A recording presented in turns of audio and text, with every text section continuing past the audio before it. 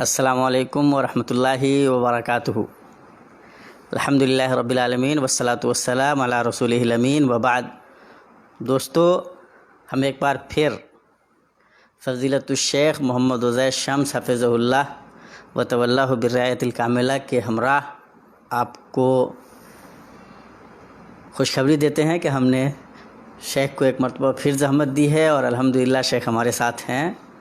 اس سے پہلے بھی ہم نے شیخ سے گفتگو کی تھی اور خاص طور سے عربی اردو کتابوں کے بعد انگریزی کی کن اہم کتابوں کا مطالعہ شیخ ضروری سمجھتے ہیں، اس سلسلے میں ہماری گفتگو ہوئی تھی اور محسوس یہ ہوا تھا کہ اس گفتگو کا سلسلہ آگے بھی بڑھنا چاہیے۔ انگریزی کی بہت ساری اہم کتابیں جن کو شیخ ریکمینڈ کرتے ہیں، شیخ کی تجویز ہے کہ انہیں پڑھا جانا چاہیے، ان پہ گفتگو نہیں ہو پائی تھی۔ ہمارے بہت سارے احباب کا بھی مطالبہ تھا اور الحمدللہ ہمیں محسوس ہوا کہ اسے کنٹینیو کرنا چاہیے، تو آج ہم ایک مرتبہ پھر شیخ کو اس سلسلے میں زحمت دے رہے ہیں اور ہم شیخ کے انتہائی درجے میں شکر گزار ہیں کہ آپ اتنا قیمتی وقت ہم طلبہ کے لیے نکالتے ہیں۔ اللہ تبارک تعالیٰ آپ کو اس کا بہتر بدلہ دے، صحت و عافیت کے ساتھ آپ کا سایہ ہم پہ تا دیر قائم رکھے اور ہمیں حسن استفادے کی توفیق عطا فرمائے۔ شیخ، اس سے پہلے ہم لوگ لگاتار اسی موضوع پہ گفتگو کر رہے ہیں، انگریزی کی بہت ساری کتابوں کا ذکر آیا تھا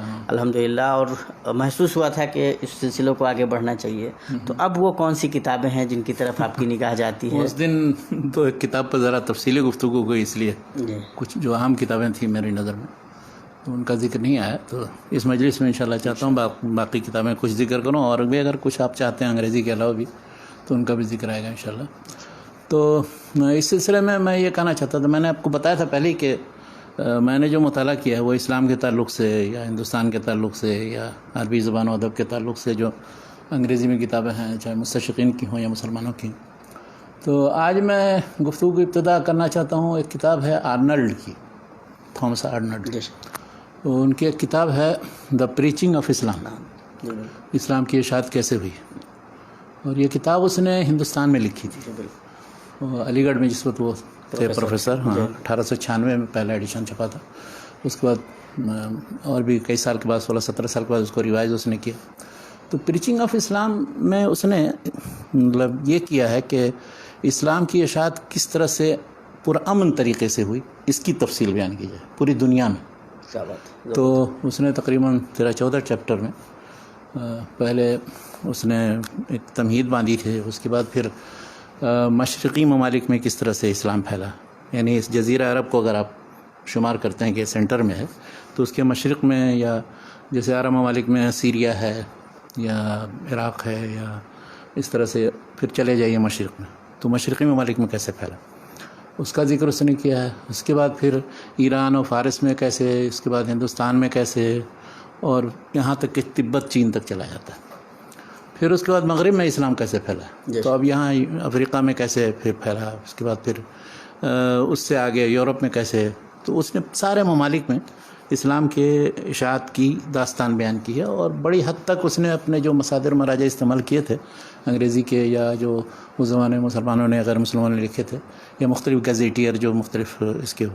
اچھا، اس میں ایک دلچسپ چیپٹر جو ہے وہ ہندوستان کے تعلق سے، اور وہ بھی بہت اچھا ہے۔ اس نے جنوبی ہند میں پھر شمالی ہند میں کس طرح سے اسلام کی اشاعت ہوئی اور کون کون سے عوامل ہیں، بلکہ اس نے جگہ جگہ یہ لکھا ہے کہ اکثر لوگ جو ہمارے مغربی مصنفین ہیں وہ اسلام کو تلوار کے ذریعے پھیلا ہے اور قتال کے ذریعے پھیلا ہے یا جبر و اکراہ کے ذریعے پھیلا ہے، اس کا بہت ذکر کرتے ہیں۔ کہتے ہیں کہ 2-4 واقعات ان کو مل جاتے ہیں، اسی کو دہراتے رہتے ہیں، اور وہ غیر مسلموں پر کس طرح ظلم ہوا، کس طرح سے زبردستی ان کو تبدیلی مذہب پر مجبور کیا گیا۔ تو اس طرح کے اکا دکا واقعات ہیں، ایسے نہیں ہے کہ یہ کوئی عمومی ظاہرہ تھا۔ عمومی طور پر وہ اسلام جو ہے پرامن طریقے سے، سلمی طریقے سے دعوتی مذہب ہے۔ شروع میں اس نے لکھا ہے مقدمے میں کہ مذاہب جو تقریباً مشہور مذاہب ہیں تو 2 طرح کے مذاہب ہیں۔ ایک ہے ایسے جو غیر دعوتی مذہب، جو اس مذہب کو پھیلانے کی کوئی کوشش نہیں کرتے، جیسے یہودی مذہب یا ہندو مذہب یا زرتشتی مجوسی مذہب، اور لیکن اس کے مقابلے میں وہ مذاہب کہ جو پھیلاتے ہیں دعوتی کا مشن ان کے ہاں ہے اس کا، تو وہ اسلام ہے، کرسچینٹی ہے یا بدھ مت ہے، تو اس میں ایک پھیلانے کا جذبہ ان کے اندر ہے۔ وہ ذکر کرتے ہوئے اس کے بعد پھر اسلام کی اشاعت سے متعلق اس نے کہا کہ بہت ہی تیزی کے ساتھ مشرق و مغرب میں پھیلا ہو، اور اس کی داستان اس نے بیان کی. کہا کہ یہ کتاب میں نے اسی لیے لکھی ہے کہ یہ بتاؤں کہ یہ عام طور پر جو تصور کیا جاتا ہے کہ اسلام فوج کشی کے ذریعے یا صرف قتال کے ذریعے یا یعنی جبر و اکراہ کے ذریعے پھیلا ہے، وہ درست نہیں. اور اس میں جو خاص طور پر جو ہندوستان کا چیپٹر میں نے خاص طور پر پڑھا ہے اور دوسرے چیپٹر پر ایک نظر ڈالی تھی، تو ہندوستان میں اس نے جنوبی ہند میں اور شمالی ہند میں کس طرح سے کیا اسلام کی اشاعت ہوئی اس کی تفصیل بیان کی. اچھا، اس میں اس نے جس زمانے میں وہ علی گڑھ میں تھے تو علی گڑھ میں وہ شبلی سے بڑی مدد لی. انہوں نے ابتدائی تاریخ کی، ان کا شکریہ بھی اس میں ادا کیا ہے. اس وقت وہ بھی وہاں پروفیسر تھے. اور یعنی مجموعی طور پر یہ کتاب نسبتاً مطلب دوسری کتابوں کے مقابلے میں اچھی ہے. مگر اس پر ایک تبصرہ سنیے مولانا فراہی صاحب. فراہی کا تبصرہ یہ ہے کہ اس کتاب کی تالیف کا مقصد کیا ہے ان کے. تو کہا کہ اس کتاب کی تالیف کا مقصد آرنلڈ کے یہ تھا، جبکہ شبلی نے دیکھیے مدد کی سب کو. تو فراہی یہ کہتے ہیں کہ اس کی تالیف کا مقصد یہ ہے کہ مسلمانوں کے اندر سے روح جہاد و قتال ختم کر دیا جائے. یعنی ان کو یہ بتایا جائے کہ آپ بس پرامن طریقے سے دعوتی تبلیغی کام کرتے رہیے صوفیہ کے ذریعے اور دوسرے جو مختلف جماعتیں ہیں اور افراد ہیں ان کے ذریعے. اس سلسلے میں کوئی جہاد قتال کی طرف آنے کی ضرورت نہیں ہے. جب تک ایک طرح سے یہ بھی ان کے اپنے اس زمانے میں جو انگریزی حکومت تھی اس کی تحریک کے لیے کیا ہے کہ یہاں پر بھی پرامن طریقے سے رہنے کی ضرورت ہے اور کسی طرح کی کوئی تحریک چلانے کی ضرورت ہے.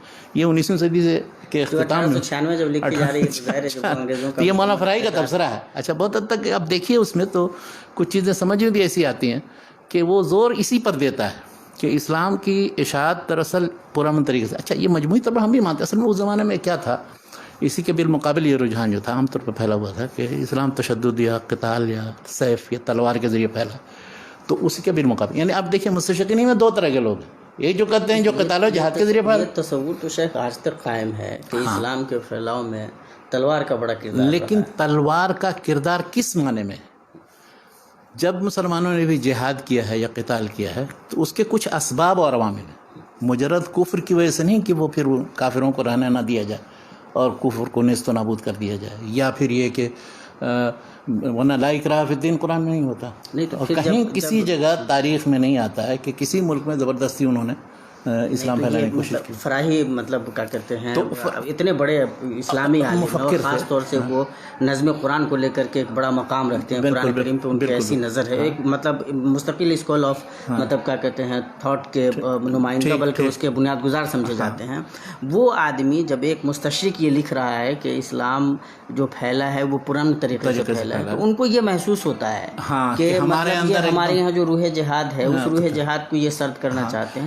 تو اس میں کہیں نہ کہیں تو یہ بات مطلب سمجھ میں آتی ہے کہ خود مطلب مسلمانوں میں بھی ایک طبقہ یہ مانتا ہے کہ ہمارے پھیلاؤ میں کہیں نہ کہیں قوت کا مطلب اثر رہا ہے. یعنی کچھ لوگ یہ سمجھتے ہیں، یا مولانا فراہی کا مقصد یہ نہیں ہے کہ مطلب قتال کے ذریعے یا زبردستی کے ذریعے اسلام پھیلا ہے. ان کا مقصد صرف یہ کہنے کا ہے کہ اگر آپ صرف اس پر زور دیں گے کہ پرامن طریقے سے اسلام پھیلا، صوفیہ کے ذریعے اسلام پھیلا، یا ایسے لوگوں کے ذریعے اسلام پھیلا کہ جنہوں نے کبھی بھی لڑائی بھڑائی میں نہیں حصہ لیا، چاہے وہ دفاعی لڑائی ہی کیوں نہ ہو، تو اس کا ایک دوسرا نتیجہ یہ نکلے گا کہ مسلمانوں کے اندر کبھی بھی کسی بھی جگہ ظلم کے خلاف یا کہیں زیادتی کے خلاف لڑنے بھیڑنے یا تحریک چلانے کا جذبہ نہیں پیدا ہوگا.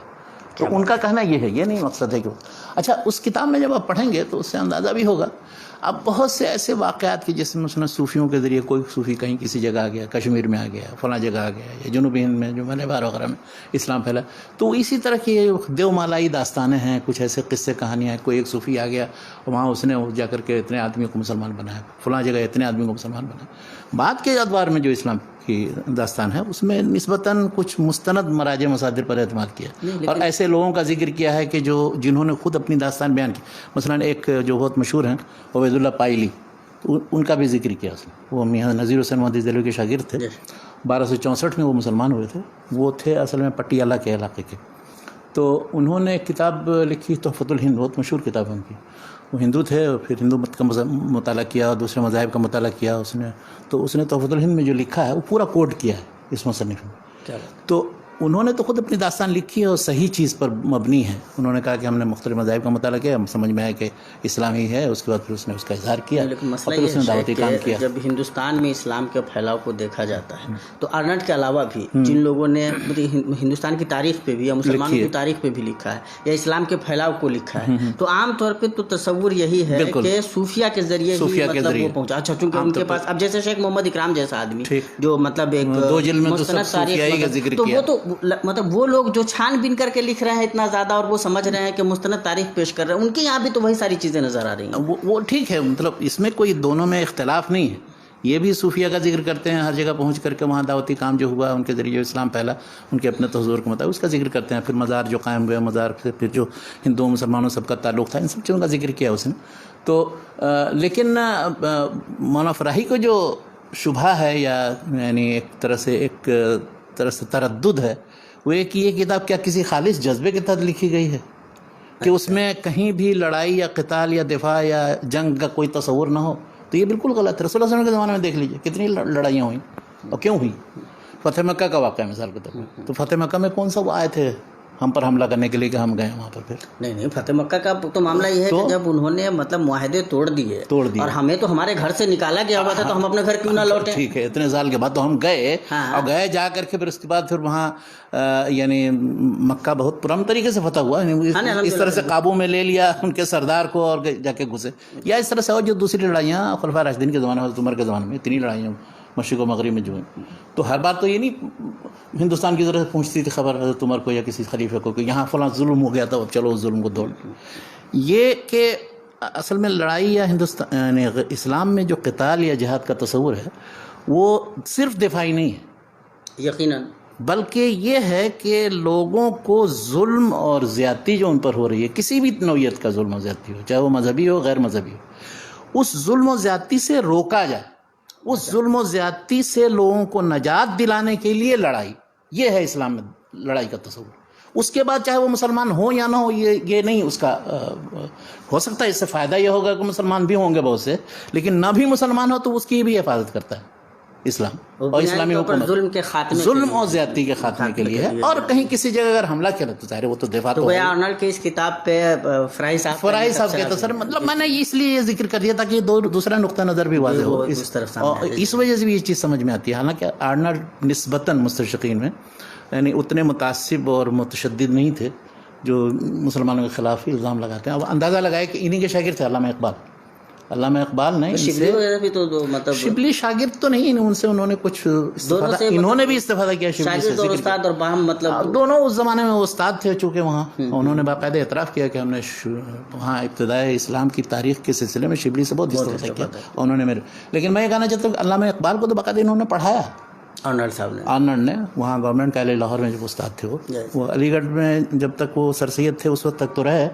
ان کے وفات کے بعد وہاں سے منتقل ہو گئے اور پھر وہ کچھ ادھر ادھر سروس میں, پھر اس کے بعد وہ گورنمنٹ کالج لاہور میں رہے. لاہور میں پھر 1904 تک رہے. اسی دوران علامہ اقبال سے بہت زیادہ ان کو انسیت ہوئی. یہ سمجھ میں آیا کہ یہ نوجوان جو ہے مطلب یہ آگے کچھ بن سکتا ہے, کر سکتا ہے, اس کی اچھی طرح تربیت کی. اس لیے کہ علامہ اقبال نے باقاعدہ ایک نظم لکھی, بہت ان کی تاریخ میں لمبی نظم ہے, اور کافی ارنلڈ کے چلے جانے واپس 1904 میں جو واپس انگلینڈ چلے جاتے ہیں تو اس پہ یہ لکھا کہ ایک جو ان میں سب سے ہنرمند تھا اور باصلاحیت تھا اور ایسا تھا ویسا, اور یہاں اس نے اتنے دن رہ کر کے ہم لوگوں کو مانوس کر دیا تھا, وہ واپس چلا جا رہا. تو ایک پوری لمبی نظم ہے. مجھے اس کے اس سے بھی سمجھ میں آتا ہے کہ وہ آدمی تھا. اور پھر اس کے بعد جب وہ وہاں گئے تو اس کے بعد انہوں نے ہی تقریباً علامہ اقبال کو کہا, تو اس کی بنیاد پر انہوں نے پھر رفت سفر باندھا اور وہاں ہو گئے اور انگلینڈ میں پڑھے. اور پھر اس کے بعد یہاں رہتے ہوئے بھی علامہ اقبال کے ساتھ یہ کیا کہ ان کے پاس ڈگری تھی تو وہ کہیں وہ عربی کا استاد لگا دیا, کہیں اسلامیات کا استاد لگا دیا. کیا بات ہے, اقبال کے ساتھ انہوں نے بھلائی بھی بہت زیادہ کیے. اور وہاں ان کو بلایا, وہاں پر وہ گئے.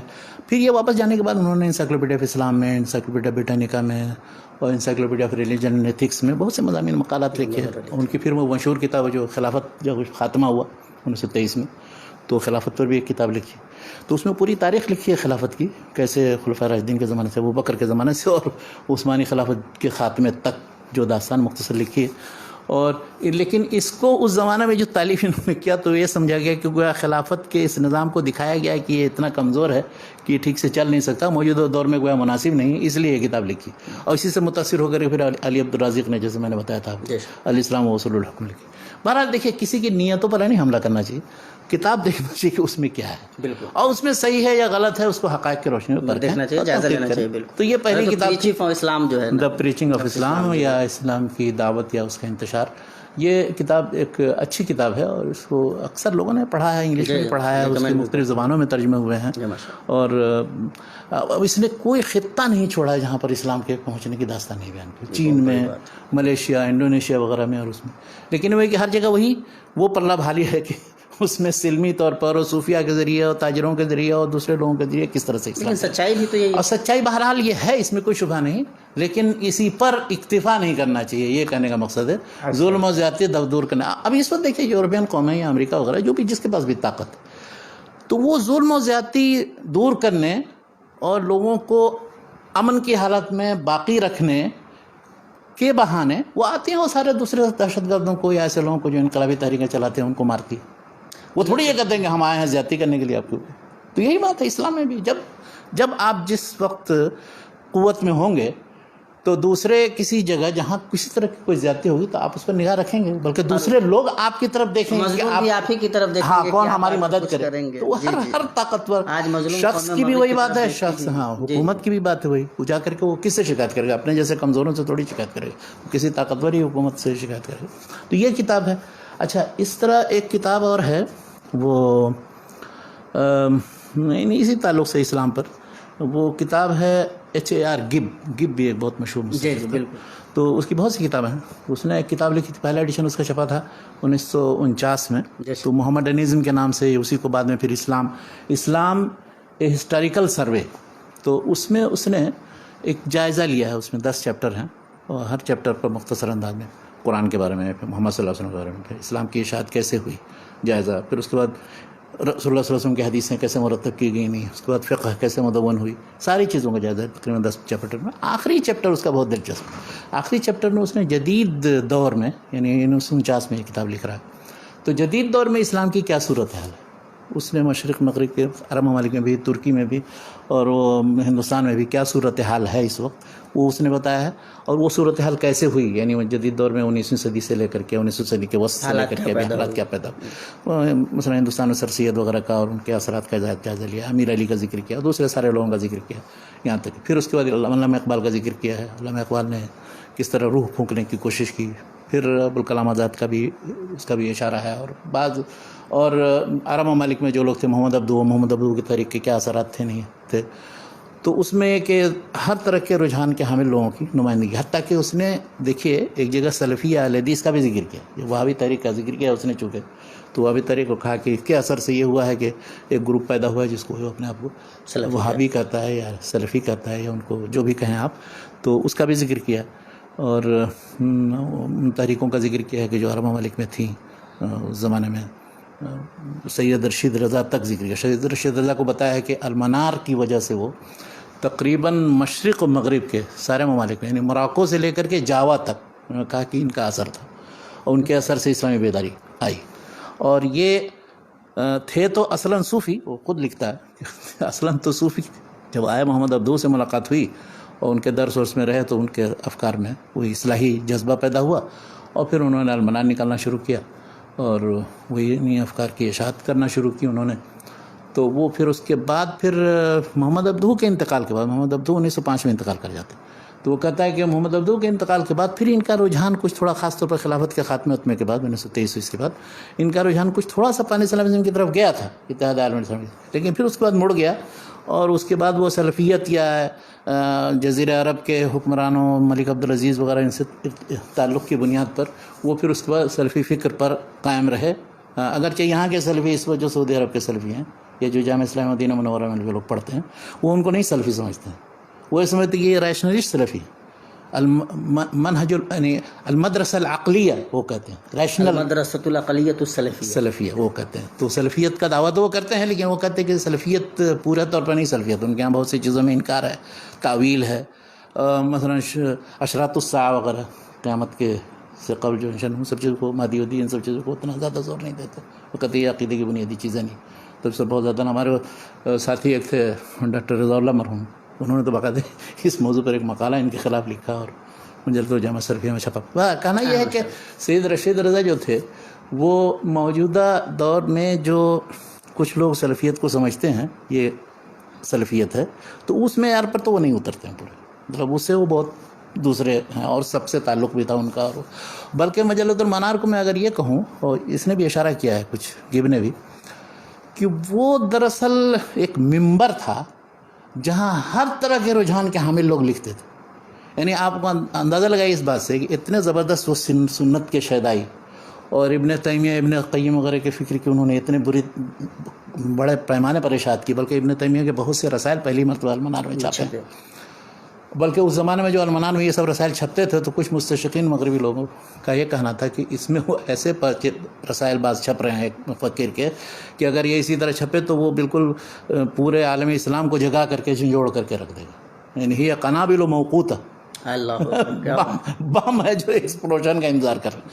تو ان سب کے باوجود یعنی وہ کیا المنار کو یہ تصور کرتے تھے کہ یہ ایسا ممبر ہے کہ جہاں ہر ایک اپنی رائے پیش کرے، اور اس کے بعد پھر قارئین ہیں، ایڈیٹوریل بورڈ ہے یا جو بھی ہیں، وہ سب سے متعلق اپنی رائے پیش کریں.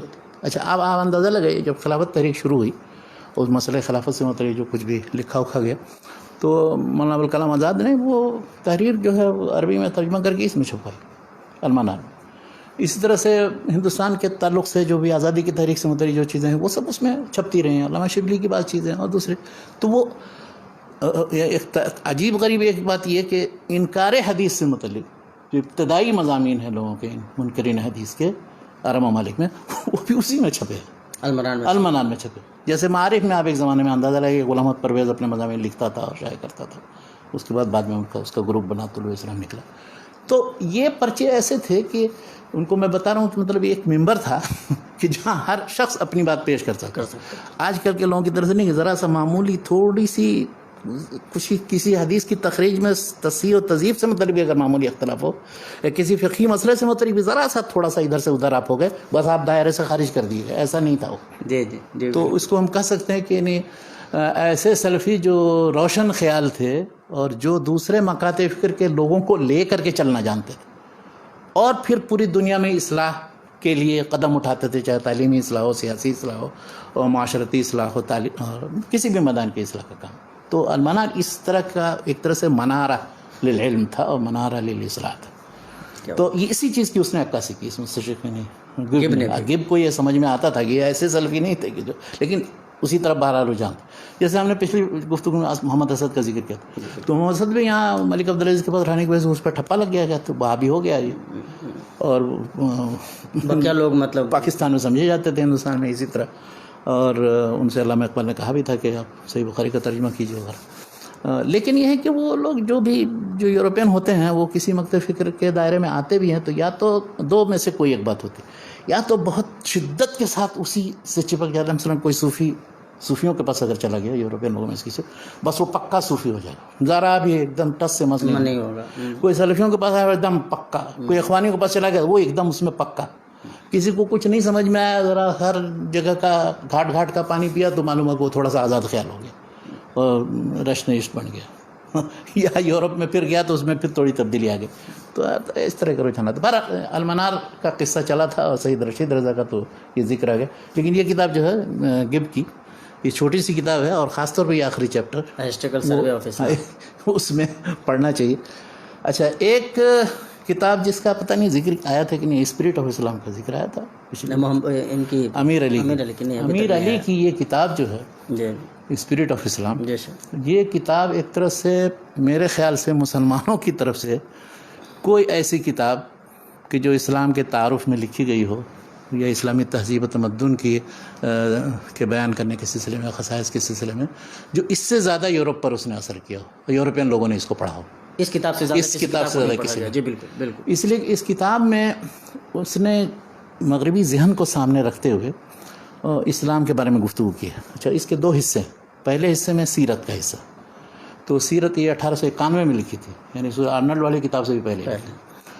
اور تو پہلے حصے میں تو سیرت ہے، رسول اللہ صلی اللہ علیہ وسلم کا ذکر، ان کے مکی دور، پھر مدنی دور، اس کے بعد پھر وفات تک کا ذکر۔ اس کے آخر میں ایک چیپٹر ہے خلافت سے متعلق، تو خلافت کا سلسلہ پھر کیسے شروع ہوا، کیا ہوا، پھر وہ چونکہ خود شیعہ تھا لیکن سیکولر شیعہ تھا، تو اس لیے اس نے انصاف سے کام لیا، خلفاء راشدین کا بھی ذکر کیا ہے، پھر اس کے بعد دوسرا نقطہ نظر بھی جو اثنا عشری شیعہ ہیں ان کا بھی نقطہ نظر پیش کیا، ان کے امامت کا کیا تصور ہے، اماموں کا سلسلہ کیسے چلتا ہے، تو اسلام کے نظام خلافت یا حکومت میں اس کا ذکر ہے۔ تو یہ تو پہلا باب، مطلب پہلا حصہ ہے جس میں 10 باب ہے۔ دوسرے حصے میں پھر 10-11 باب ہے، اس میں یہ ہے کہ اسلام کے مختلف جو تعلیمات ہیں ہر میدان میں، جیسے اخلاقی تعلیمات ہیں، عبادات کا سلسلہ ہے، یا اس طرح سے تصوف اسلام میں کیا ہے نہیں ہے، اس کی کیا حقیقت ہے اور اس کو کیسے سمجھا گیا ہے، یا اس طرح سے سیاسی نظام اس کا کیا ہے، اس کا تعلیمی نظام کیا ہے، اس کے اندر روحانیت کہاں ہے تک ہے کیا، ان سب چیزوں پر جو گفتگو کی ہے تو کوشش اس نے یہ کی ہے کہ وہ بالکل عقلی انداز میں اس طرح تاکہ مغربی لوگوں کو سمجھنے میں مدد ملے، کیا بات کہ اسلام کے ان تعلیمات یا ان پہلوؤں سے متعلق کون سی وہ عقلی بنیادیں ہیں کہ جن پر اسلام کی یہ تعلیمات قائم ہیں، یہ نہیں کہ وہ سب میں اور پھر اس کے بعد صرف آیتیں حدیثیں کوٹ کر دیں، اس لیے کہ آپ صرف وہ کوٹ کریں گے تو ان کو سمجھ میں نہیں آئے گی، وہ بلکہ وہ کہیں گے کہ اچھا اس میں ایک باب جو بہت اچھا ہے وہ خواتین سے متعلق اسلام میں ان کو کیا حقوق دیے گئے ہیں، یہ جو عام طور پر سمجھا جاتا ہے کہ ان کو بند کر دیا گیا ہے برقع پہنا کر کے اور ان کو ترقی سے روکا گیا ہے، تو اس کی اس نے تردید کی۔ اچھا ایک اور چیپٹر جو اس میں وہ ہے غلامی سے متعلق، غلامی سے متعلق بہت زبردست لکھا ہے اس نے لکھا ہے کہ یہ سارے قبیلوں کے اندر اور ساری قوموں کے اندر یہ چیزیں تھیں، دنیا میں ہر جگہ ہر قوم کے اندر یہ سلسلہ تھا، یہ سلسلہ وہاں تھا، لیکن یہ دیکھنا چاہیے کہ اسلامی تعلیمات غلامی سے متعلق کیا ہیں اور کس طرح سے دھیرے دھیرے وہ غلامی کے خاتمے پر منتج ہوتی ہے۔ بالکل جو موجودہ دور میں قانون بنانے سے پہلے ہی اسلام یہ کر گیا تھا، اس کے نتیجہ پھر غلاموں کے ساتھ جو سلوک کیا گیا، کس طرح سے وہ غلامان یا موالی جو ہیں آزادی کے ساتھ اس معاشرے میں تعلیم حاصل کرتے تھے، اعلیٰ سے اعلیٰ منصب تک پہنچ جاتے تھے، حکومت میں بھی، تعلیم کے میدانوں میں بھی اور دوسرے شعبوں میں۔ اور اس نے اسی طرح سے تعدد ازدواج پر گفتگو کی ہے، طلاق سے متعلق گفتگو کی ہے، یعنی ہر پہلو پر اس نے کوشش یہ کی ہے کہ ایک مغربی ذہن کا مالک یا خود مغربی آدمی کوئی ہو یا مغرب سے متاثر کوئی آدمی ہو، جب وہ پڑھے تو اسلام کو اس انداز میں، یعنی عقلی مذہب سمجھ کر کے پڑھے کہ جو عقل کی روشنی میں قابل قبول ہے، نہ ہے کہ وہ ریجیکٹ کرنے کے لائق ہے اپنی تعلیمات کی وجہ سے۔ تو اس لیے اس کتاب کی اہمیت ہے، اور اس میں بعض چیزیں ایسی لکھی ہیں کہ جو ظاہر ہے وہاں کے سوچ کے مطابق ہے، تو ہر چیز قابل قبول نہیں، یعنی ایک دم ڈاکٹر حمید اللہ کی کتاب کی طرح نہیں ہے، انٹروڈکشن ٹو اسلام کی طرح، کہ اس میں جو چیزیں ہیں وہ اسلام میں جیسی ہیں ویسی انہوں نے پیش کی ہیں۔ انہوں نے یہ کہ اسلام میں جیسا ہونا چاہیے یا کوشش کی ہے کہ اسی طرح کا بنے اسلام، یہ فرق ہے دونوں۔ یعنی مطلب انہوں نے وہ جو مغربی مطلب کیا کہتے ہیں تمدن ہے، اس کے جو مظاہر ہیں اور وہاں کی عقل جس طرح سے چاہ رہی، تو یہ کوشش انہوں نے کی ہے کہ ان کی عقل کے مطابق بنا کر پیش کیا جائے۔ ہاں اس میں ایک خاص چیپٹر جو ہے وہ اسلام میں سائنس یا سائنسی تحقیقات، اس کی کیا حقیقت ہے، یعنی کہاں تک اجازت ہے کہاں نہیں، اس چیپٹر کو اس نے خاص طور پر لکھا اس لیے ہے کہ عیسائیوں کے یہاں چونکہ بہت زیادہ تشدد تھا، کسی طرح کے کسی نے کوئی سائنسی تحقیق کی، کوئی ایجاد کیا تو اس کے خلاف جو تشدد کی گئی یا سزا دی گئی، موت تک کی سزا دی گئی۔ تو اس چیپٹر کو اس نے بہت اچھا انداز میں لکھا کہ دیکھیے اسلام میں ہر چیز کی ایجاد ہے، وہ تو بلکہ سورہ علق کی شروع کی آیتیں ہی اسی علم پر مبنی ہیں، تحقیق پر مبنی ہیں، اس کی طرف دعوت دے رہی ہیں۔ تو کبھی بھی اسلام میں یہ نہیں ہوا، اسلامی تاریخ میں، چاہے وہ تنزل کے دور ہو یا ترقی کا دور ہو، کہ کہیں بھی مسلمانوں کو یا کسی عالم کو کسی سائنسی تحقیق یا کسی طرح کے تجربہ کرنے پر کبھی سزا دی گئی ہو یا روکا گیا ہو۔ وہی بات جو دوسرے ایک شیعہ جو سیکولر شیعہ ہے سید حسین نصر نے اپنی کتاب میں جس کا ذکر میں نے کیا، تو اس نے اس کو بہت اچھے انداز میں لکھا، یعنی اسلامی حکومت ہوتے ہوئے، مسلمان ہوتے ہوئے مسلمانوں نے کس طرح کی سائنسی تحقیق، اس کا ایک خاکہ بھی اس نے دیا طب کے میدان میں دوسرے زمانے میں۔ تو یہ کتاب بھی پڑھنے کی، دی اسپرٹ آف اسلام، امیر علی صاحب کی۔ جی بالکل، عام طور پر جو مطلب انگریزی تعلیم یافتہ طبقہ ہے وہ اس کتاب سے بہت اچھی طرح واقف پڑھے، اور اکثر لوگ جانتے بھی ہیں، اور یہ کتاب کی بہت اہمیت ہے۔ اچھا اسی سے مطلب متعلق ایک کتاب، ایک واٹ، مونٹگمری واٹ تھا، اس کی بہت سی کتابیں ہیں، محمد ان مکہ، محمد ان مدینہ اور دوسری ساری کتابیں ہیں، اس میں کچھ عجیب غریب باتیں بھی لکھی ہیں، لیکن ایک چھوٹی سی کتاب جو اس کے 6 لیکچرز کا مجموعہ، اس کا نام ہے the influence of Islam on medieval Europe. کیا بات! تو یعنی دور وسطیٰ کے یورپ پر اسلام کا کیا اثر پڑا. اس نے 6 لیکچر دیے ہیں اور ان لیکچروں میں انہوں نے مختلف جو اسلام کے ارتقاء اشاعت سے لے کر کے اس کے بعد پھر مسلمانوں کے علم سے اشتغال اور پھر اس کے بعد یورپ میں ان کا جانا خاص طور پر اسپین کے اندر وہ اور سسلی یعنی صقلیہ جس کو کہا جاتا ہے اس میں وہاں رہ کر کے مسلمانوں نے کیا کیا کام کیا کس کس طرح کی چیزیں لکھی. شریف ادریسی کا ذکر کیا مثلا جغرافیہ کے میدان میں یا اسپین میں ابن رشد کا ذکر کیا اس کے ذریعے کس طرح سے مغربی تراث جو ان کا یونانی تراث تھا وہ عربی میں منتقل ہوا اور پھر اس عربی کی کتابوں سے جیسے پہلے ہم نے ذکر کیا تھا کہ وہ پھر کیسے لاطینی زبانوں میں منتقل ہوا. تو وہ اس نے یہ 2 لیکچر ہوا. اسی طرح سے اس نے مثلا فلسفہ کے میدان میں اس نے اس کی تاریخ لکھی ہے. اس نے کیسے مسلمانوں کے یہاں پہلے ترجمے کے ذریعے وہ چیزیں آئیں لیکن اسی پر اکتفا نہیں کیا بلکہ اس میں بہت کچھ اضافہ کیا اور اس کے بعد پھر اس پر تنقیدی نگاہ ڈالی اور حتیٰ کہ بعد میں جو ہوئے ہیں انہوں نے مجتہدانہ انداز میں ان پر گفتگو کی ہے اور یہاں تک کہ وہ سارا پڑھایا جاتا تھا یورپ کے اندر. تو اس موضوع سے متعلق میرے خیال سے کسی مستشرق نے اتنی صراحت کے ساتھ کہ یورپ پر اسلامی علوم فنون اور مؤلفین اور مفکرین کا کیا اثر پڑا ہے. چھوٹی سی کتاب ہے وہ 6 لیکچرز ہیں اس میں اور بہت اچھا جائزہ لیا اس میں اس کتاب کے اندر. تفصیل تو نہیں ہے لیکن کہ اس میں اس کتاب کے اندر آخر میں ایک ملحق کے طور پر یعنی اثرات دکھاتے ہوئے یہ بھی بتایا اس نے کہ کس طرح کو کتنے انگریزی کے الفاظ ہیں جو عربوں سے یا مسلمانوں سے ماخوذ ہیں. کیا بات ہے. وہ ایک لمبی لسٹ کی تقریباً 10-12 صفحے کی جن لوگوں کو زبان اور لسانیات سے دلچسپی ہو تو اس کی طرف اس نے بڑی محنت سے اس نے کہاں کن کن ڈکشنریوں کن کن کتابوں سے جمع کر کے وہ دکھایا کہ فلاں لفظ جو ہے فلاں لفظ بہت سے الفاظ اصطلاحات وہ سب مسلمانوں سے جی بالکل تو وہ لیے گئے ہیں چاہے وہ جغرافیائی الفاظ ہوں یا مختلف علوم فنون کے الفاظ ہوں یا حتیٰ کہ جو بہت سے نام جو بگڑ اگڑ گئے ہیں بہت سے لوگ نہیں سمجھتے ہیں وہ سب. اب جیسے ابن سینا کو ابی سینا کہیں گے ابن رشد کو ابی رشد کہتے ہیں یا اسی طرح سے الکیمی کہیں گے یعنی کیمیا سے وہ الکیمی بنایا ہے. اس طرح سے الجبرا جابر بن حیان کی طرف اس نے چونکہ اس کی الگورزم جو ہے تو الگورزم الخوارزمی کی طرف منسوب ہے کہ اسی نے یہ علم ایجاد کیا تھا میتھ میں. تو اس طرح بہت سے الفاظ اور بہت لمبی لسٹ ہے وہ مجھے اتنا زیادہ دلچسپی نہیں ہے.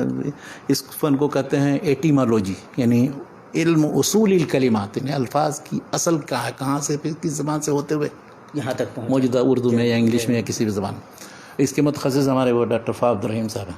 انہوں نے ہر لفظ کے عربی کے جدید الفاظ کے بارے میں بھی تحقیق کر کے دکھایا کہ کہاں سے کس جگہ سے کس زبان سے ہوتا ہوا تھا وہ یہاں تک عربی میں پہنچا. کئی کتابیں ان کی اور ہر چیز کی انہوں نے تحقیق کی اور اسی سلسلے میں تصحیف تحریف کیا ہوئی ہے نہیں ہوئی ہے کتابوں میں ان کی 4-5 کتابیں اس موضوع سے متعلق. تو یہ ان لوگوں کے لیے کہ جو اس سے دلچسپی رکھتے ہیں وہ لسٹ. اچھا ایک اور امریکن مصنف ہے اسٹینوڈ کوب COBB کوب. تو اس نے بھی ایک چھوٹی سی کتاب لکھی اسلامک کنٹریبیوشن ٹو سیولائزیشن چھوٹی سی کتاب. تو وہ شخص آیا ترکی میں آ کر کے وہ بڑا متاثر ہوا ترکوں کو دیکھ کے مسلمانوں کو کہ وہاں تجارت ہوتی تھی مشرق مغرب کا وہ سنگم ہے. جی بالکل. ترکی اگر اسلام استنبول گئے ہیں کہ نہیں گئے؟ نہیں میں کہاں گیا. کمال کرتے ہیں جب تک آپ گھومیں گے پھریں گے نہیں تب تو کیسے دنیا کو سمجھیں گے. وہ آیا یورپ میں امریکہ سے آیا یعنی خلافت کے خاتمے اس سے آگے پیچھے کسی وقت 1918-20 میں تقریباً. تو وہاں ترکوں کو یہ دیکھ کے بڑا متاثر ہوا کہ دوسرے جو یونانی تاجر ہیں وہ تو اپنے سامان اور جو بیچنے ویچنے کے لیے تو ہانک لگاتے ہیں زور سے اور یہ آؤ یہاں لو اور یہ سامان ایسا ہے ویسا ہے. ترکوں کو دیکھتے وہ چپ چاپ بیٹھے ہوئے ہیں اپنا جو قالین ہے یا کوئی بھی چیز جو رکھے ہوئے اپنا آرام سے. ان کو کوئی فکر نہیں کہ کون آئے گا نہیں آئے گا ان کو ٹھگیں یا بیوقوف بنائے آئیے تو بھاوتا بھی نہیں کریں گے. بس ایک فکس ریٹ ہے لینا ہے لیجیے نہیں لینا لیجیے. پھر نماز کا وقت ہوا معلوم ہوا چپ چاپ نماز پڑھنے کے لیے چلے گئے. وہ ایسے کو ایسے سامان وامان رکھا ہوا. اب یہ چیزیں سب بہت یورپین لوگوں کو امریکنوں کو بڑا متاثر کرتے. تو اس سے بڑا متاثر ہو گیا کہ ان کے یہاں تو لوگ وہ اتنا مطلب کسی طرح سے لوگوں کو لبھا کر کے اور للچا کر کے اور قریب لایا جائے یہ کوئی جذبہ نہیں اور ایک دم ٹھنڈے ہیں اس معاملے. نماز لیکن جہاں اذان ہوئی فوراً نماز پڑھنے کے لیے. اچھا اسی طرح سے ان کی اور بھی بہت سی چیزوں کی تعریف کی. اگرچہ دیکھیے یہ کوئی ضروری نہیں ہے کہ یہ تعریف کے طور پر ہو تو ترکوں کے اندر یہ چیز اچھی ہے بھی. ہو سکتا ہے کہ سستی اور کاہلی پر بھی دلالت کرے اور یہ کوئی ضروری نہیں کہ ہر جگہ یہ صفت اچھی ہے. ہاں یعنی آدمی توغدو کرنا چاہیے, حرکت کرنا چاہیے, لیکن واقعی ابھی بھی ترکوں کو آپ دیکھیں گے بالکل ٹھنڈے مزاج, جس چیز پر متعلق سوچیں گے بھی, غور و فکر کریں گے تو آرام سے فیصلہ لیں گے, آرام سے کریں گے. اور اتنے یعنی 100 سال سے زیادہ مدت گزر گئی الغا خلافت پر, لیکن ابھی تک وہ بالکل ویسے کہ ویسے, انہیں لگتا ہے کہ بس اپنے طریقے پر وہ چلے جا رہے ہیں. ان کے اندر وہ سب کوئی اس طرح کی انقلابی تحریکیں اور کیا یہ سب نہیں اٹھتی. اس زمانے میں جو کمال عطا تو ترک نے انقلابی تحریک چلائی تھی, اور ایک دم ایسے ہی انقلابی تحریک چلائی کہ وہ لڑا وڑا بھی, جس کی وجہ سے وہ غازی مصطفیٰ کمال عطا ترک کہا جاتا تھا. یونان سے بڑی لڑائی وڑائی ہوئی تھی اس زمانے میں, لیکن اس کے بعد جو خلافت کا خاتمہ کیا, سب ہکا بکا رہ گئے کہ یہ کیا کیا. جن کو ہم غازی سمجھتے تھے انہوں نے ہی اسلام کے خلافت کا جنازہ نکال دی. تو خیر یہ ترکوں سے متعلق مختصر, اس میں بھی اس نے یہ مختصر جائزہ لیا, یعنی اسی پہلو پر کہ اسلامی تہذیب اور تمدن اور اس کا ارتقاء کیسے ہوا, ان کے اندر کون کون سی خصوصیات تھیں, کیا کیا چیزیں ہیں جو مغرب کو اس نے دیں, کس طرح سے مغرب کو یہ سب چیزیں مسلمانوں سے ملیں. اور اس میں مثال کے طور پر میتھ میں اس نے ذکر کیا ہے کہ یہ جو زیرو ہے, یہ زیرو کہاں سے آیا.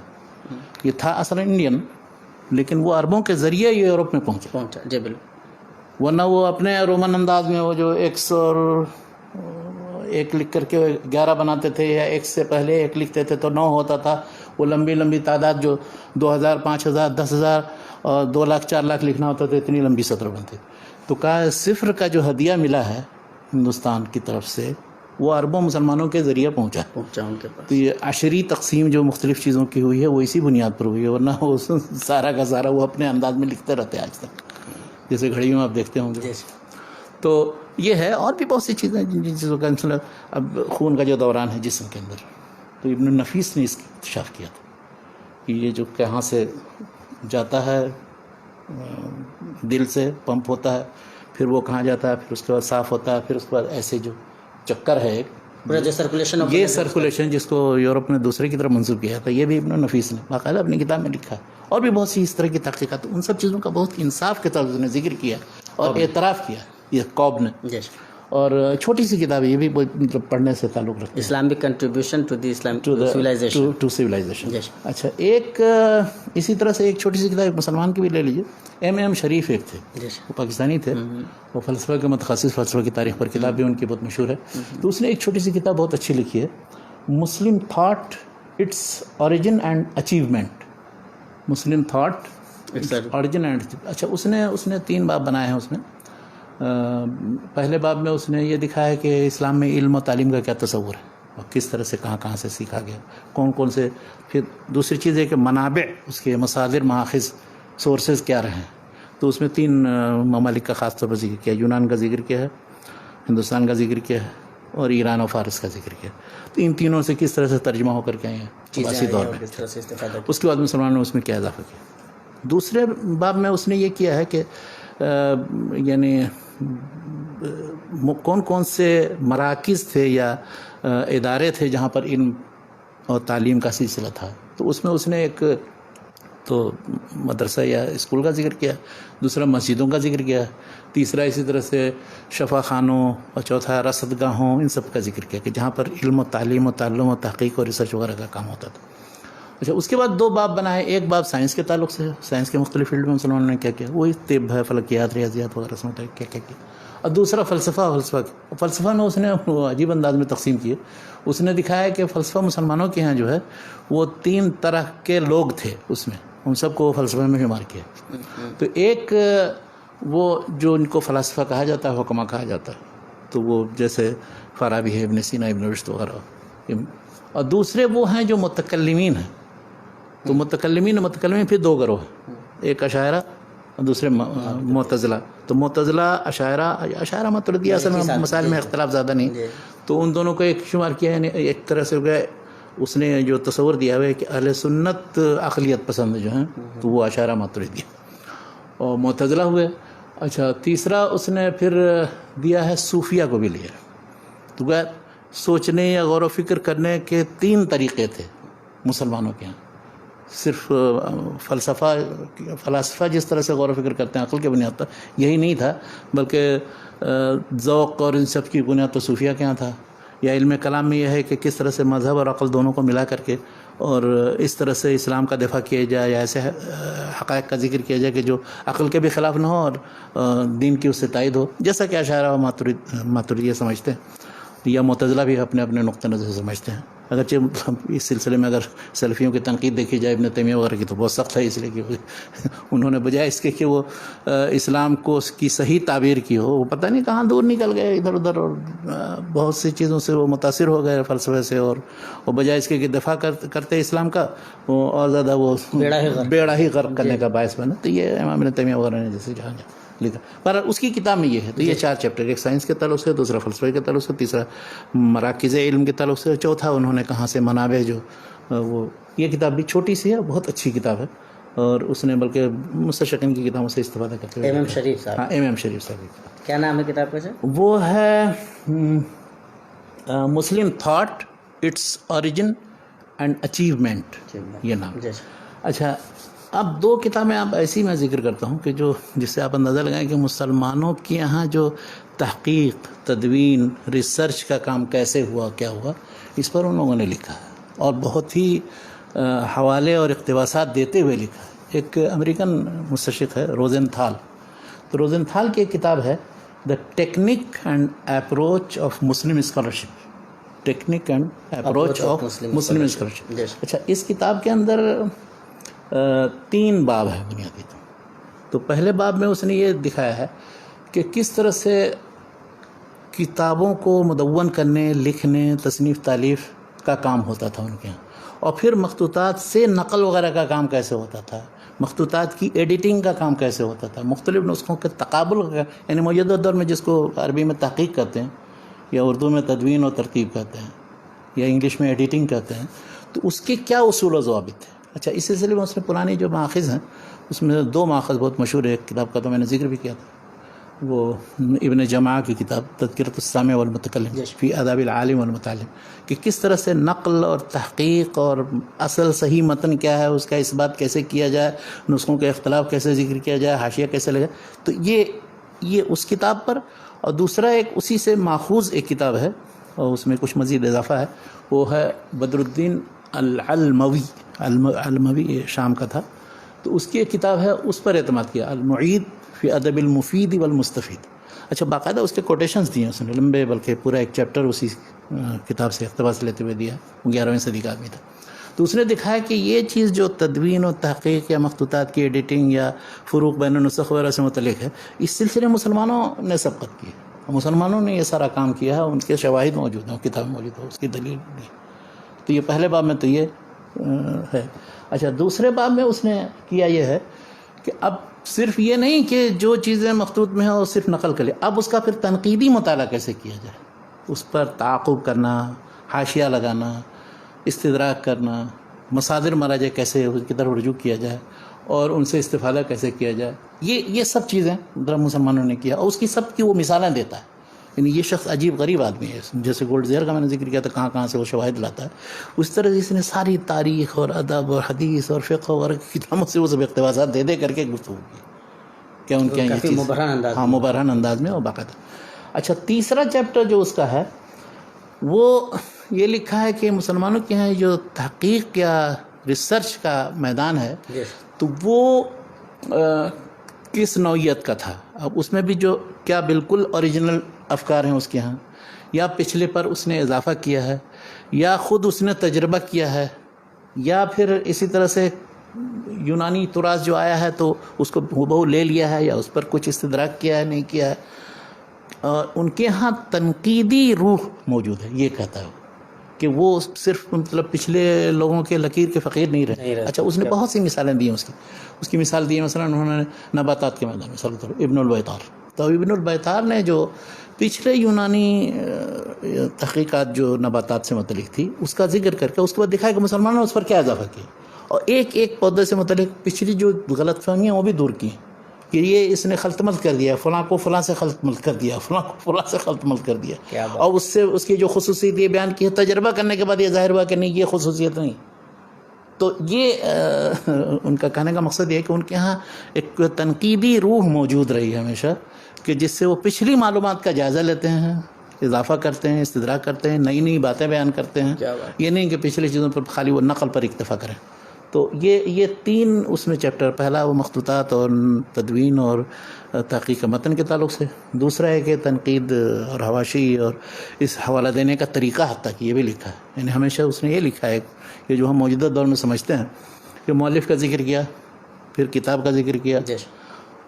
تو مؤلف کا پہلے ذکر کرنا ہر کتاب کے اندر ایسی ہے، بلکہ مؤلف ہی کا عموماً ذکر کیا جاتا ہے، چاہے وہ کتاب کا ذکر کیا جائے یا نہ کیا جائے. مثلا پچھلے مؤلفین میں خطیب بغدادی مثال کے طور پر، یا ابن عساکر، اخبرنا فلاں قال اخبرنا فلاں قال اخبرنا فلاں، کسی مصنف تک وہ پہنچے گا. اس کے بعد اس مصنف ہی سے نقل کرنے کا یہ سند کے ذریعے جو تعلق ہے. کہیں کہیں جیسے متاخرین نے یہ کیا کہ جیسے سیوطی کی کتاب میں اٹھا کے سخاوی وغیرہ کی کہ قال فلاں فی الکتاب الفلانی، تو مؤلف کا بھی ذکر کرتے ہیں اور کتاب کے بارے میں بتا دیا. لیکن یہ کہ صرف کتاب کا ذکر کیا جائے، مؤلف کا ذکر نہ کیا جائے، یہ بعد میں لوگوں نے کیا ہے، پہلے نہیں کیا. آج کل ہم لکھ دیتے ہیں فلاں کتاب کا نام. صرف پہلے مؤلف لکھیے، اس کے بعد یہ جو آپ کا ریسرچ میں سکھایا جاتا ہے، پہلے آتھر کا نام لکھو، اس کے بعد پھر ٹائٹل لکھو، اس کے بعد پھر ایڈیشن وغیرہ سب کچھ بتاؤ. تو یہ وہی پرانا اسلامی منہج ہے، یہ جدید کوئی منہج نہیں ہے.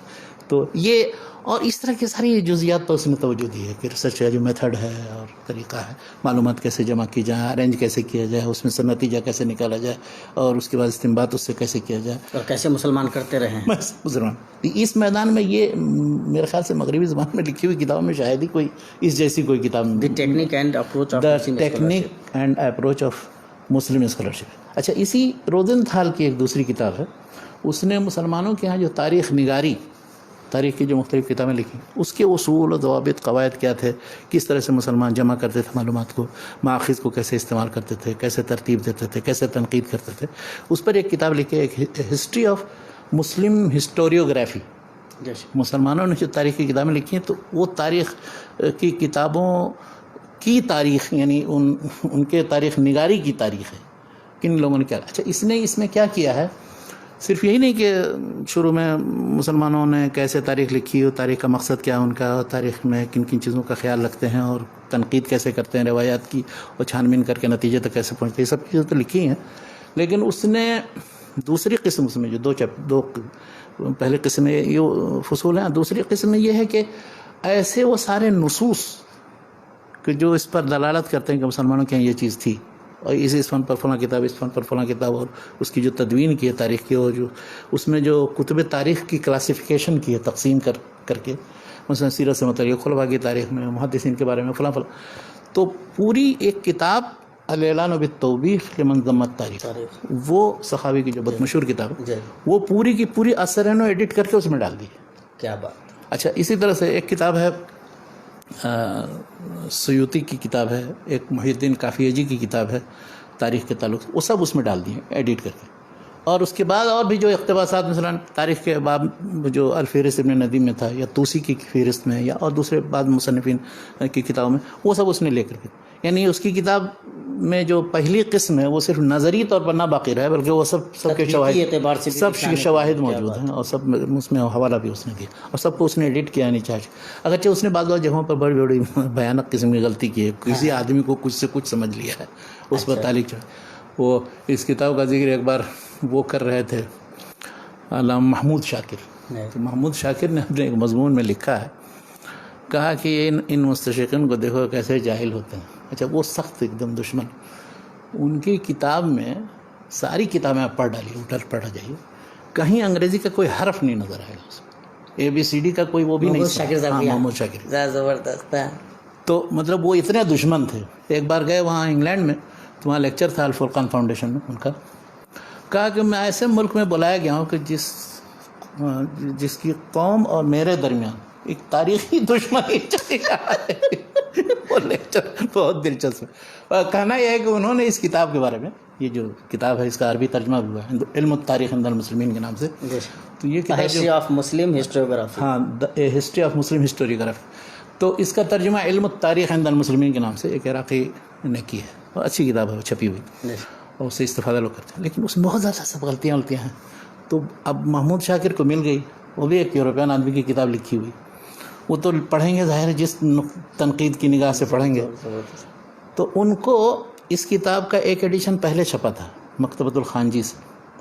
تو مکتبۃ الخانجی سے اس پرانے ایڈیشن کی اس نے کچھ مذمت بھی کی ہے, کہا کہ اس میں بہت غلطیاں ہیں, یہ ہیں. خیر غلطیاں تو ہر ایڈیشن میں ہوتی ہیں, لیکن ایک جگہ ان کو پکڑ لیا, کہا کہ یہ دیکھو مکتبۃ الخانجی کے ایڈیشن میں یہ صحیح تھا, تم کیسے جاہل ہو کہ اس کو تعریف کر کے کچھ سے کچھ تم نے بنا کر کے, وہ حاشیے بھی چڑھا, وہ بھی جہالت کرتا, بہت زیادہ اس کی کھچائی کی. لیکن دیکھیے ان سب چیزوں کے باوجود بھی مطلب ہر آدمی کا اپنا اپنا رجحان ہوتا ہے. ہمارے یہاں جیسے مسلمانوں گروپ میں کوئی بہت متشدد ہوتا ہے, کوئی بہت متسائل ہوتا ہے کہ اس کو کوئی فرق ہی نہیں پڑتا ہے, کوئی بین ہوتا ہے. تو اسی طرح محمود شاکر کا متشددین میں شمار کر لیجیے کہ وہ برداشت ہی نہیں کر سکتے, نام ہی نہیں لے سکتے ہیں اپن کا. کبھی کسی کتاب یا چیز سے متعلق وہ کسی مستشرق یا اس کا ذکر نہیں کرے گا, بلکہ ایک عبارت میں ان کی سناتا ہوں. شیء بشیء یذکر, ایک یہودی اسرائیل میں, اس کے بعد مضامین بھی میں نے پڑھے, بلکہ اسی کا ایک مضمون پڑھ رہا تھا تو مجھے ایک کتاب کا پتہ چلا. ابو عبید القاسم بن سلام کی ایک کتاب ہے الخطب والمواعظ, اس کو بڑے محقق ایک مصر کے تھے رمضان عبد التواب, تو انہوں نے تحقیق کر کے چھاپا, لیکن وہ میں نے بتایا تھا ایک مجلس میں کہ جیسے اس کو الٹی پلٹی ملی ویسے ہی چھاپ دی. تو اس کتاب کے ایک دوسرے نسخے کا پتہ اسی اس یہودی کے مقالے کو پڑھ کر کے مجھے پتہ چلا, وہ اسرائیل میں ہیبریو یونیورسٹی کے اندر. تو اس مستشرق کا نام ہے کستر. اچھا ہاں اچھا, وہ عجیب غریب آدمی ہے, مطلب جتنا اب تک جو کچھ چھپا شائع ہوا ہے اس سب پر اس کی اطلاع ہوتی ہے. ہر چیز حدیث کی جتنی البانی صاحب کی کتابیں شائع کی ہوئی ہیں, شعیب الارناؤت کی اور عرب ممالک میں چھپی, وہ سب بھی دیکھتا. عام طور پر مستشرقین جو ہوتے ہیں مغرب میں, تو وہ اپنے جو مستشرقین کی طباعتیں ہوتی ہیں, یہ ایڈیشن ہوتے ہیں, چاہے وہ 200 سال 150 سال پہلے چھپے, اسی پر اکتفا کریں گے یا اسی کا ذکر کریں گے, اسی کا حوالہ دیں گے. ہر ریسرچ اسکالر سے مطالبہ بھی کریں گے وہ ایڈیشن کیسے نہیں دیکھا. آپ کہیں گے نہیں وہ تو 100 سال پہلے چھپا تھا, مجھے نہیں ملا, مجھے بیروت والا ایڈیشن ملا. تو کہیں گے نہیں تم ریسرچ اسکالر نہیں ہو, تم نے اس کا حوالہ نہیں دیا, وہ اصل ہے. یا اس موضوع سے متعلق فلاں مستشرق نے یہ جو مقالہ لکھا ہو کیوں نہیں دیکھا تم نے, اس کا حوالہ کیسے نہیں دیا. اس سے اقتباس لینے کی ضرورت نہیں تھی, لیکن اس ٹاپک سے متعلق فلاں نے لکھا ہے تو اس کا اعتراف کرو. تو خیر, تو کہنا یہ ہے کہ اس کستر کا اتفاق سے پتہ نہیں کس چیز کے سلسلے میں اس نے تنبیہ کی محمود شاکر کو, ایک خط لکھا, اور محمود شاکر نے وہاں غلطی کی تھی. تو اب کیا کریں, یہ مان بھی نہیں سکتے ہیں, لیکن یہ کہ اعتراف کیے بغیر چارہ بھی نہیں. تو اس میں انہوں نے لکھا کیا, وانا اذکر ھذا الکلام شاکرا لہ کارہا لہذا الذکر. شکریہ بھی ادا کرتے ہیں کہ افسوس کہ مجھے نہ کہنا پڑتا ہے, لیکن کراہت بھی ہو رہی ہے شکریہ ادا. تو وہ محمود شاکر وہ عجیب, لیکن اتنی انصاف پسندی تو تھی کہ مطلب اعتراف کیا, اعتراف شاکر اللہ کارہا لہذا ذکر. یعنی آپ میرے خیال سے شاید پورے لٹریچر میں کہیں نہیں پائیں گے کسی کا شکریہ اس انداز میں ذکر کر رہا ہو کہ شکریہ ادا کرنا اس کو ناپسند بھی ہو رہا ہو. لیکن بہرحال مطلب سچ کو قبول کرنے کا یہ جذبہ بھی ہے, تو اس لیے شکریہ جو ہے. سبحان اللہ. اچھا, ایک ہے ابھی وقت باقی؟ جی شیخ 5 منٹ ہے. ایک کتاب کا ذکر کرتے ہیں, اس پر 2 کتاب کا. ایک کتاب ہے مسلمانوں کے ہیں جو نظام تعلیم رہا ہے, اور اس کے جو مختلف انسٹیٹیوشنز, ادارے, مدارس, جامعات وغیرہ کے. ایک مستشرق ہے جارج مقدسی. جارج مقدسی یہ ایک فرانسیسی مستشرق ہنری لاؤست, اس کا شاگرد, اور ابن تیمیہ کا متخصص بنا جاتا ہے. کچھ چیزیں ابن تیمیہ کی ایڈٹ بھی کی ہیں اس نے. تو اس نے ایک کتاب لکھی ہے, the rise of college institutions of learning in Islam and the West. ایک تقابلی مطالعہ اس نے کیا ہے کہ مسلمانوں کے ہاں کون سے تعلیمی ادارے تھے اور مغرب میں جو تعلیمی ادارے قائم, اس کا مطالعہ کیا ہے, تقابلی مطالعہ کیا کہ کیسے مسلمانوں کے ہاں اس کا سلسلہ شروع ہوا مدارس بننے کا اور اداروں. اچھا, اس میں وہ مختلف چیزیں اس نے ذکر کی ہیں. اس کے بنیادی طور پر 3 یعنی وہ 4 چیپٹر ہیں الگ الگ. تو پہلے چیپٹر میں تو اس نے مختلف جو سسٹم ان کے ہاں تھے, وہ جو مدارس یا پڑھنے کے ادارے تھے مدرسے قائم ہونے سے پہلے, اب جیسے مسجدوں میں پڑھا جاتا تھا, جامع مسجدوں میں پڑھا جاتا تھا, یا اس طرح سے سرائے وغیرہ ہوتی تھی, اس میں تعلیم کا کیا سسٹم تھا. لیکن اس نے یہ بتایا ہے اس میں کہ غیر یہ شرعی علوم پڑھانے کے لیے یہ سب جگہیں تھیں, مساجد, مدارس. غیر شرعی علوم پڑھانے کے لیے, غیر شرعی کا مطلب یہ کہ نہیں فلسفہ, منطق اور اس طرح کے فنون, تو اس کے لیے مختلف لائبریریوں میں پڑھاتے تھے, یا مطلب ہاسپٹل وغیرہ میں طبی علوم وغیرہ یہ سب چیزیں پڑھاتے تھے. تو یہ تو اس نے وہ اس کے بعد پھر جو مدارس قائم ہوئے مدارس کی پوری تاریخ لکھی ہے اس نے. پھر مدارس یہ چلتے کیسے تھے, تو کچھ تو ایک حکومت کی امداد سے چلتے تھے, لیکن اس میں جو نظام وقف تھا ان مدارس پر, وقف جس کی بنیاد پر ان کو تنخواہیں دی جاتی تھیں اور طلبہ کی کفالت وغیرہ ہوتی تھی, اس پورے وقف کے سسٹم کا اس نے پورا جائزہ لیا. زبردست, کیا یہ موجودہ دور کے جو مدارس سب کمزور ہو گیا نسبت کووڈ-19 میں, دیکھیے کتنے مدارس ہی بند ہو گئے بات. وہ اس لیے کہ کوئی مستقل آمدنی کا ذریعہ نہیں, تو وہ اس نے دکھایا کہ اس طرح ان کے ہاں سلسلہ جاری ہے. پھر اس کے بعد دوسرا چیپٹر اس نے بنایا ہے تعلیم, اور تعلیم میں پھر سب سے پہلے یہ کہا کہ مسلمانوں کے یہاں علوم کی تقسیم کیسے, اب وہ مختلف لوگوں کی تقسیم, فارابی نے کیسے تقسیم کی, فلاں نے کیسے, وہ ذکر کیا. دوسرا ان کے یہاں نظام تعلیم کیا تھا, اب اس میں نصاب کیا تھا, اور پڑھائی کیسے ہوتی تھی, اور مجلس میں ترتیب کیسے ہوتی تھی, کون کیسے بیٹھتا تھا, بڑی بڑی تعداد ہوتی تھی تو کیسے حاضر ہوتا تھا. چوتھا طریقۂ تعلیم میں مطلب ہے کہ کیا حفظ وغیرہ پر توجہ دی جاتی تھی, مذاکرہ اور حفظ پر, یا پھر اس کے ساتھ ساتھ یہ تھا کہ جدل و بحث و مناظرہ وغیرہ کی شکل ہوتی تھی, یا ان سب چیزوں کو مدون کر کے املا کرانے کی شکل ہوتی تھی. جو بھی شکلیں تھیں تعلیم کی وہ اس نے ذکر کی. اور پھر یہ کہ جو لوگ علم و تعلیم و تعلم سے تعلق رکھتے تھے, اب اس میں اساتذہ ہیں یا طلباء ہیں یا مختلف جو مدارس میں کام کرنے والے جو مختلف پوسٹ پر ہیں, جیسے ناظم سے لے کر کے اور نیچے مطبخ میں کام کرنے والے تک ہر ایک, تو وہ کیسے کیا ترتیب تھی ان کی, یعنی اس زمانے پہ اس کا پورا ذکر کیا. اور آخری باب اس نے یہ بنایا ہے کہ اسلامی دور میں جو تعلیم و تعلم کے ادارے تھے, ان کے ہاں جو نصاب تھا, ان کے ہاں جو مدارس کی نشو و نما ہوئی ہے, اسکول اور کالج کی نشو و نما ہوئی, تو ان کا اگر ہم مغرب سے موازنہ کریں تو مسیحی دنیا میں کیا ہے اس کے مقابلے میں تھا. تو اس نے یہ دکھایا کہ یعنی دور وسطیٰ میں تقریباً ان کے ہاں سوائے اس کے کہ مسلمان پر اعتماد کریں اور کچھ نہیں. کیا بات, یعنی دور وسطیٰ تک کی بات ہے, یہاں تک کہ انہوں نے علم لے کر کے پھر اپنا نظام جو ہے مدارس یا اسکول یا کالج بنانے کا بھی, حتیٰ کہ وہ ساری چیزیں جو مثلا مسلمانوں کے اس نے یہ دکھایا ہے کہ مسلمانوں کے یہاں جیسے جو نصاب تھا, اب وہ نصاب ان کے یہاں بھی پڑھایا جاتا تھا. مثلا ابن رشد کی جو کتاب ہے فصل المقال فیما بین الشریعۃ والحکمۃ من الاتصال, یعنی فلسفہ و مذہب کے درمیان تعارض ہے تو اس کو کیسے تعارض کو دور کیا جائے, یہ ایک بنیادی کتاب تھی جو خود مغرب میں بھی پڑھائی جاتی تھی. کیا بات, مسلمانوں کے یہاں جیسے پڑھائی جاتی تھی. اسی طرح سے اس نے استاد و شاگرد کا جو تعلق وہ سب بھی اس نے بیان کیا. بعد میں دکھایا, یعنی اس کی پوری کتاب کے لکھنے کا لباب یہ ہے کہ جدید دور میں آ کر کے وہ سارا سلسلہ جو ہے منقطع ہو گیا اسلامی دور سے متاثر ہونے کے نتیجے میں جو تھا, اور اس کے بعد یہ دوسری طرف چلے گیا, اور پھر ان کے دونوں کے درمیان فرق بیان کیا. تو یہ کتاب بھی اس لحاظ سے بہت اچھی ہے کہ وہ مسلمانوں کا جو قدیم نظام تعلیم تھا, اور اس کے تحت جس کو ہم کبھی کبھی اس نظام تعلیم یا اس کے جو مدارس اور ادارے رہے ہیں یا ان کی جو شخصیات یا ان کے جو تحت جو کتابیں ہیں, ان کو ہم سمجھتے ہیں کہ اس میں کچھ نہیں ہے. جدید دور میں سارا کام ہوا, جدید دور میں نہیں, سارا کام وہی مسلمانوں کے دور عروج کی بات ہے اس میں ہوا. اور آخر میں دور زوال میں لگے, اس میں ہم صرف نقالی کریں. آخر میں ایک کتاب کا صرف ذکر کرنا چاہوں گا, وہ بھی اپنے موضوع پر منفرد قسم کی کتاب. ایک ہے مستشرق انگریز تھا, وہ زہائنر اس کا نام ہے. تو اس نے کتاب لکھی ہے تصوف کے تعلق سے, ہندو اینڈ مسلم مسٹیسزم. یعنی ہندوؤں کے یہاں تصوف اور مسلمانوں کے یہاں تصوف کیا.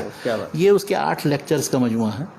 تو عام طور پر مسلمانوں کے یہاں جو تصوف ہے اس سلسلے میں رجحان یہ ہے عام مستشرقین کے یہاں کہ اکثر وہ بدھ مت یا عیسائیت سے متاثر ہونے کا نتیجہ ہے, بہت سے لوگ اس سے متاثر ہو رہا ہے.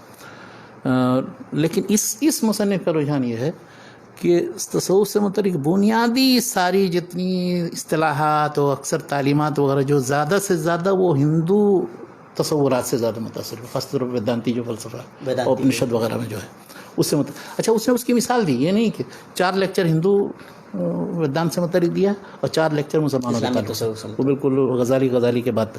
تو ابتدائی دور میں صرف بایزید بستامی وغیرہ کے بارے میں, جنید کے بارے میں, ان کے یہاں جو فنا و بقا وغیرہ کا جو تصور ہے اس کو بالکل دکھایا کہ کس طرح سے ہندوؤں کے یہاں وہی چیز موجود ہے. وہ ساری اصطلاحات سب بالکل تقریباً ترجمہ. تو کہا یہ کیسے, مطلب یہ ہندوؤں سے اتنا زیادہ ملتی جلتی ہے کیا چیز. اب اس کے بعد اس نے تتبع کرنے کے بعد ڈھونڈا تو ایک آدمی نکلا فلاں ابو علی السندی.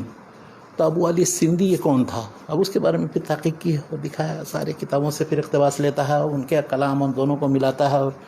تو یہ کتاب یعنی ایک نئے رجحان کا بانی ہے کہ مسلمانوں کے ہاں تصوف میں جو اصطلاحات اور بہت سی جو تعلیمات ہیں ان کی بنیاد ہندو مذہب اور فلسفہ اور اس کا ویدانتی فلسفہ خاص طور پر ہے، اور وہاں سے یہ چیزیں آئیں. اور یہ ابن عربی وغیرہ سے پہلے کی بات ہے. وہ کہتا ہے بایزید بستامی، حتیٰ کہ جنید وغیرہ کو بھی شمار کیا، اس لیے کہ جنید کے جو اقتباسات ملتے ہیں کتابوں کے اندر، تو وہ ساری چیزیں بالکل کیسے ایک دم ایک جیسی ہیں، ان کے یہاں اس سے پہلے سے. تو اب یا تو کسی طرح سے ان کو پہنچا، یا بالکل ایسا کہ انہوں نے بھی اپنے طور پر کہا ہوا بالکل اسی سے ملتا جلتا. تو یہ اس نے چیزیں اٹھائی ہیں. یہ آپ عام طور میں مستشرق نہیں ہوتے ہیں کہ بعض چیزیں جو ایک دم ثابت نہ بھی کر سکیں تو یہ شوشے چھوڑ دیتے ہیں. اب آپ کا کام ہے کہ آپ دیکھیں اس کو کہ صحیح ہے نہیں صحیح ہے. اور اس نے سب پچھلے جن لوگوں نے اسلام میں تصوف یا مسلمانوں کے یہاں تصوف کا ذکر کیا ہے، نکلسن ہے یا ہاربری ہے اور دوسرے لوگ، ان سب کا جائزہ لے کر کہا کہ اس پہلو پر لوگوں کی نگاہ نہیں ہے، تو اس پر مطالعہ کرنے کی ضرورت ہے. تو یہ چند کتابیں تھیں جو میں آیا تھا. آپ کو ایسا محسوس ہوتا ہے شیخ، خاص طور سے ہم لوگ تمام کا تعلق تو برے صغیر سے ہے، ہندو مذہب کا جو مطلب کیا کہتے ہیں بڑا حصہ کہیں نہ کہیں فلسفیانہ مباحث سے پور ہے، اور تصوف واقعتاً جو جانتے ہیں ان کے یہاں جو بعد کے دور میں بھی جو مختلف تحریکیں اٹھی ہیں، تو ان کے یہاں بھکتی تحریک وغیرہ کا جیسے ذکر ہے، تو ان کے یہاں تو بہرحال تصوف کے یہ عناصر واقعتاً بہت مضبوط ہیں. اور بعد کے دور میں جو مسلمانوں کا مطلب پورا سلسلہ رہا ہے یا جو طرق رہے ہیں وہ کہیں نہ کہیں ان سے متاثر رہے ہیں. لیکن یہ کہ بنیادی طور پہ جس کی طرف اس نے مطلب اشارہ کیا، اس کا آپ کو کچھ ایسا محسوس ہوتا ہے؟ میں اس سلسلے میں کوئی فیصلہ نہیں، اس لیے کہ بہت گہرائی کے ساتھ میں نے مطالعہ نہیں کیا، لیکن اس نے بہت زیادہ سملیرٹی دکھائی ہے. یعنی ایک دم مثلا بایزید بستامی کو کوئی قول ہے یا جنید کا کوئی قول ہے، بالکل تقریباً ہو بہت ترجمہ ہے. کیا بات؟ جو اس میں اپنشد میں یا کسی اور ویدانتی کسی فلسفے کی کسی کتاب کے اندر بے عین ہی تقریباً وہی، اور اس کا اس نے بھگوت گیتا کا حوالہ دیا، دوسری چیزوں کا سب کا حوالہ دیا. تو وہ شخص عجیب غریب ہے، اس نے گھس کر کے ان سب چیزوں کا مطالعہ کیا اور دیکھا ہے. اب یہ ہے کہ صحیح ہے یا غلط ہے اس کا فیصلہ نہیں ہے. اور اس طرح یہ مطالعہ کی راہیں ہیں جو اب ہمارے یہاں جو لوگ یہ سمجھتے ہیں کہ صرف سے تصوف کا کوئی مطالعہ ہی نہیں کرنے کی ضرورت، ساری دخیل ہے. یا ابن جوزی نے جیسے تلبیس ابلیس مارا ہے بالکل تصوف کو، سب کو بالکل کہا ہے کہ ایک دم سب سارا بات. لیکن بہرحال تصوف میں جو چیز جیسے زہد ہے یا تزکیہ نفس کا تعلق ہے یا مختلف اور جو اپنے نفس کی اصلاح یا دیگر اعمال قلوب وغیرہ، توکل ہے، رجا ہے وغیرہ وغیرہ، یہ سب چیز تو اصل موجود ہے. ابن تیمیہ کے یہاں خود ہے، ابن قیم کے یہاں بھی موجود ہے، اسلام میں ہے. لیکن اب اس کو بگاڑ کر کے اب دوسرا مفہوم پہنا کر کے اور بالکل اس طرح بیان کیجیے جس طرح سے دوسرے غیر اسلامی مذاہب کے اندر، تو یہ چیز غلط ہے. یہ نہیں ہونا چاہیے. اور مطلب دل کی اصلاح یا تزکیہ یہ تو مطلوب بھی ہے، بلکہ انبیاء کے مشن کا حصہ ہے. اور اسلام میں یہ جتنے الفاظ توکل، رجا، یہ ساری چیزیں جو ہم کر رہے ہیں، یا زہد، ورع، تو یہ سارے تو بہت اچھے اوصاف ہیں. اور ہمارے جو مطلب اہل سنت والجماعت کے بھی جو معتبر اور مستند شخصیات رہی ہیں، ان کے یہاں باضابطہ ان مابہر امتیاز مطلب کیا کہتے ہیں خصوصیات رہی ہیں ان کی. تو یہ اس پہ مسئلہ نہیں ہے. مسئلہ یہ ہے کہ جس طرح سے مطلب مختلف اصطلاحات کو مختلف رنگ دینے کی کوشش کی جاتی ہے، ان کو ان کی اصل سے ہٹا دیا جاتا ہے، ایک نیا راستہ نکالا جاتا ہے. تو ظاہر ہے اس پہ تو بہت مطلب سترک ہونے کی اور گفتگو کرنے کی بھی ضرورت ہے. اور اسلام سے واقعتاً ایسی اصطلاحات کو جو آپ ایک نیا رنگ دینے کی کوشش کرتے ہیں، ان کا اسلام میں کوئی مقام بنتا ہے، جگہ بنتی ہے یا نہیں بنتی ہے، اس پہ بہرحال غور کرنے کی ضرورت ہے. اور لیکن جو چیزیں ہیں اور جو مطلوب ہیں وہ اسلام میں، قرآن حکیم میں مطلوب ہیں. اور ظاہر اللہ کے نبی صلی اللہ علیہ وسلم کی زندگی میں ساری چیزیں موجود ہیں، ہم جہاں سے اصل روشنی لیتے ہیں. ہم انتہائی درجے میں شیخ کے شکر گزار ہیں. اللہ تبارک تعالیٰ آپ کو بہتر بدلوں سے نوازے. آج جس طرح کی گفتگو ہوئی ہے، اب جن کتابوں کی طرف شیخ بھی اشارہ کرنا چاہ رہے تھے، اور الحمدللہ جس تفصیل سے باتیں آ گئی ہیں کہ کتابوں میں کیا ہیں اور کتنی سمجھداری سے ان کتابوں کا مطالعہ کرنا ہے یا کس زاویے سے ان کتابوں کا ذکر ہو رہا ہے، ان کو ذہن میں رکھنا ضروری ہے. ہم عام طور پر یہ سمجھتے ہیں کہ جو کتابیں بیان کی جا رہی ہیں وہ بس یہ ہے کہ پڑھ لیں. نہیں، وہ مطلب نہیں ہے. مطلب یہ ہے کہ یہ کتابیں ان حیثیتوں سے دیکھنے کی ہیں، پڑھنے کی ہیں، ان سے اس طرح سے استفادہ کیا جا سکتا ہے. اور ظاہر ہے نگاہیں کھلی رکھنی چاہیے، انسان کو اپنے شعور کا مطلب بالکل استعمال کرنا چاہیے. ہمارے اسلاف بھی جائزہ لیتے رہے، بڑھایا انہوں نے، تو ہم کیوں نقالی کرنے پہ بالکل اپنے آپ کو مجبور پاتے ہیں؟ یہ اچھا بھی نہیں ہے. علم کی راہ میں نقالی سمجھداری نہیں ہے. اللہ تبارک تعالیٰ سے دعا ہے اللہ تبارک تعالیٰ شیخ کو بہتر بدلا دے. ہم آپ تمام کے شکر گزار ہیں کہ آپ ہمت افزائی کرتے ہیں، استفادہ کرتے ہیں اور استفادے کو آگے بڑھانے کی کوشش کرتے ہیں. ہم آپ سے گزارش کریں گے کہ ویڈیو کو زیادہ سے زیادہ شیئر کیجیے، لوگوں تک پہنچائیے، علم کی توسیع میں اپنا بھی حصہ لگائیے. السلام علیکم ورحمۃ اللہ وبرکاتہ.